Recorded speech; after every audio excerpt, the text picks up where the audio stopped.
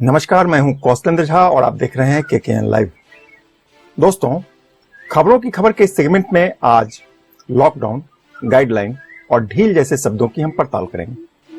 दरअसल ये वो शब्द हैं जिसकी वजह से कई लोग गुमराह हो रहे हैं या इसे ठीक से नहीं समझ पा रहे हैं। लोगों को ठीक से यह नहीं मालूम है कि क्या करना चाहिए और क्यों करना चाहिए। आलम यह है कि अब हमें कोरोना के साथ जीना भी है और इससे बचना भी है। यह तभी संभव होगा जब हम इसको ठीक से समझ पाएंगे। इससे भी बड़ी बात यह है कि सरकार की ओर आशा भरी नजरों से देखते रहने से बेहतर होगा कि हम अपने लिए खुद ही बेहतर विकल्प तय कर लें। सरकार के लिए इंसान का जीवन बहुत मायने रखता है और सरकारें इस दिशा में काम भी कर रही है। पर यह भी एक हकीकत है, एक सच है कि सरकार के लिए देश का इकोनॉमी बचाना भी उतना ही जरूरी होता है। सरकार अब इस दिशा में भी काम करने लगी है। विरोधाभास देखिए, इकोनॉमी को बचाना है तो लोगों को छूट देना ही होगा और इससे कोरोना के संक्रमण को फैलने से रोक पाना मुश्किल हो जाएगा। दूसरी ओर, यदि संक्रमण को रोकना है तो लॉकडाउन का सख्ती से पालन करना होगा, किंतु इससे देश की इकोनॉमी बर्बाद हो जाएगी। आप जरा राजनीति का तकाजा समझिए। सरकार लॉकडाउन भी रखना चाहती है और इकोनॉमी को भी बचाना चाहती है। अब दोनों एक साथ कैसे होगा? क्योंकि लॉकडाउन का मतलब होता है सभी कुछ बंद, चाहे वह सरकारी उपक्रम हो या गैर सरकारी उपक्रम, सभी कुछ बंद। कल कारखाना बंद, ट्रांसपोर्ट सिस्टम बंद, रेल और हवाई सेवा बंद, यानी सभी कुछ बंद। अब इसका मतलब समझिए। दरअसल लॉकडाउन की अवधि में सिर्फ आम लोगों का, किसानों का या कारोबारियों का नुकसान होगा, यह बात समझना बिल्कुल गलत है। बल्कि सच तो यह है कि लॉकडाउन से सर्वाधिक नुकसान सरकार को उठानी पड़ती है। अब इसकी एक वानगी भी देखिए। आपको जानकर हैरानी होगी कि यात्रा प्रतिबंधों की वजह से वैश्विक व्यापार को अब तक 2600 अरब डॉलर का नुकसान हो चुका है। यह फाइनल आंकड़ा नहीं है, लेकिन एक अनुमान है और वह भी मोटे तौर पर। फाइनल आंकड़ा आने में अभी और समय लगेगा। अनुमान यह भी है कि नुकसान का फाइनल ग्राफ इससे कई गुना अधिक हो सकता है। कोरोना वायरस की वजह से दुनिया के करीब 24 करोड़ या इससे भी अधिक लोगों की नौकरी खतरे में पड़ गई, यानी 24 करोड़ लोग एक साथ बेरोजगार हो जाएंगे। यह आंकड़ा भी इससे बड़ा हो सकता है। पिछले दशक में वित्तीय संकट के दौरान लोगों को अपनी नौकरी गंवानी पड़ी थी, पर मौजूदा हालात इससे 7 गुना अधिक भयावह है। जानकार मानते हैं कि अगस्त महीने तक हालात काबू में नहीं आया तो भारत सहित पूरी दुनिया एक गहरे वित्तीय संकट की दलदल में फंस जाएगी। एशियन डेवलपमेंट बैंक के द्वारा जारी आंकड़ों पर गौर करें तो कोरोना काल की सबसे बड़ी त्रासदी यह है कि इन दिनों व्यापार और उद्योग का दायरा तेजी से सिमटने लगा है। जाहिर है, इससे बेरोजगारी बढ़ेगी। बड़ी संख्या में लोगों के पास कोई काम नहीं होगा। अनुमान के मुताबिक कोरोना वायरस के इस महामारी के दौरान वैश्विक अर्थव्यवस्था को करीब 9.7% का नुकसान हो सकता है। अब तक तो समझ में आ ही गया होगा कि दुनिया की सरकारें लॉकडाउन को हटाने के लिए इतनी बेचैन क्यों हैं।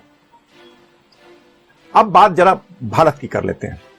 भारत में शुरुआत के मात्र 21 दिनों के लॉकडाउन के दौरान अर्थव्यवस्था लड़खड़ाने लगी थी। एक मोटे अनुमान के मुताबिक मात्र 21 दिनों के लॉकडाउन से भारत की अर्थव्यवस्था को 7 से 8 लाख करोड़ रुपए का चपत लगने का अनुमान है। लॉकडाउन में ज्यादातर कारखाना और व्यवसाय बंद है।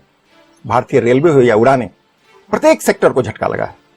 देश की आर्थिक गतिविधियां लगभग ठप हो चुकी है।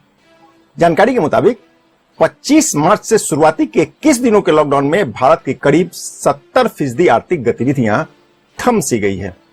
निवेश, निर्यात और अन्य उत्पादों की खपत में खतरनाक तरीके से गिरावट दर्ज की गई है। All India motor transport union के मुताबिक सिर्फ ट्रक परिवहन के व्यवसाय को पहले 15 दिन में ही करीब 35,200 करोड़ रुपए का नुकसान हो चुका था। इसी प्रकार खुदरा कारोबार को करीब 30 अरब डॉलर का भारी नुकसान होने का अनुमान है। यह तो मात्र चंद उदाहरण हैं जो सरकार की पेशानी पर चिंता की लकीरें खींच रही है। और यही वह कारण है जिसके रहते सरकार लॉकडाउन के बीच में बार बार गाइडलाइन जारी करके लोगों को ढील दे रही है ताकि अर्थव्यवस्था को संभाला जा सके। गाइडलाइन की व्यवस्था पर हम आगे और बात करेंगे। इससे पहले अर्थव्यवस्था की हालात पर यहां एक नजर और डाल लेना जरूरी हो गया है। विशेषज्ञों की माने तो कोरोना काल के लॉकडाउन से कुल मिलाकर भारत की अर्थव्यवस्था को 120 अरब डॉलर यानी करीब 9 लाख करोड़ रुपए का नुकसान हो सकता है। मैं फिर कहता हूं कि यह मात्र एक अनुमान है और फाइनल ग्राफ मिलना अभी बाकी है, लेकिन इतना तो समझ में आ ही गया होगा कि सरकार लॉकडाउन को कम करने के लिए इतना बेचैन क्यों है। दरअसल हमारे और आपसे अधिक नुकसान तो स्वयं सरकार को हो रहा है। यही कारण है कि सरकार लॉकडाउन को न्यूनतम स्तर पर ले जाना चाहती है। Acute ratings and research limited ने अनुमान जताया है कि भारतीय अर्थव्यवस्था को शुरुआत के 21 दिनों में प्रत्येक रोज करीब 4.64 अरब डॉलर यानी 35,000 करोड़ रुपए से ज्यादा का नुकसान हो रहा था। इस तरह सकल घरेलू उत्पाद यानी जीडीपी को 98 अरब डॉलर यानी करीब 7.5 लाख करोड़ रुपए का नुकसान होने का अनुमान है।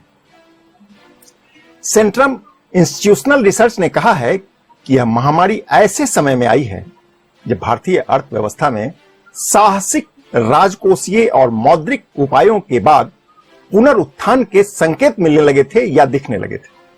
संगठन ने कहा है कि देशव्यापी लॉकडाउन से अर्थव्यवस्था को 7 से 8 लाख करोड़ रुपए का नुकसान होने का अनुमान है। यह अनुमान शुरुआत के दिनों की है। मौजूदा समय में नुकसान का ग्राफ चिंता पैदा करने वाली है। हालांकि पूरी डिटेल मिलना अभी बाकी है। अब तक तो आपको समझ में आ ही गया होगा कि सरकार बार बार गाइडलाइन को क्यों जारी करती है। आपको याद ही होगा कि शुरुआत के दिनों में सिर्फ आपातकालीन सेवाओं को लॉकडाउन के दायरे से बाहर रखा गया था। बाकी सभी कुछ पर प्रतिबंध था, यानी रोक लगा दिया गया था। बाद में हालात बदलने लगा और सरकार ढील देने के लिए गाइडलाइन जारी करने लगी। इसके बाद कृषि, खनन और आईटी सेवाओं को कुछ गाइडलाइन के साथ बहाल कर दिया गया, किंतु इससे बात नहीं बनी और इकोनॉमी को झटका लगना बंद भी नहीं हुआ। कालांतर में कई प्रकार की जन सेवाओं को काम करने की अनुमति दे दी गई। उद्योग और निजी परिवहन को बहुत हद तक छूट मिल गई और यह सभी कुछ लॉकडाउन के बीच में हुआ। जी हां, लॉकडाउन के बीच में गाइडलाइन जारी करके हुआ। अब एक बार फिर से पन्ना पलटिए। याद करिए 25 मार्च को जब भारत में लॉकडाउन हुआ था। उस वक्त भारत में कोरोना के मात्र 606 पॉजिटिव मामले थे। उस वक्त सरकार ने पूरी सख्ती से पूरे देश में लॉकडाउन कर दिया था। और आज जब कोरोना पॉजिटिव की संख्या 96,000 को पार कर रही है, तब ढील देने के नाम पर गाइडलाइन के जरिए बहुत कुछ खोल दिया गया है। यह कितना सही है और कितना गलत मुझे नहीं पता, क्योंकि सवाल अर्थव्यवस्था की है। जाहिर है जिंदगी को दांव पर लगा नहीं होगा।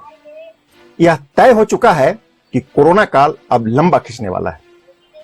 ऐसे में अर्थव्यवस्था को उसकी हाल पर नहीं छोड़ा जा सकता।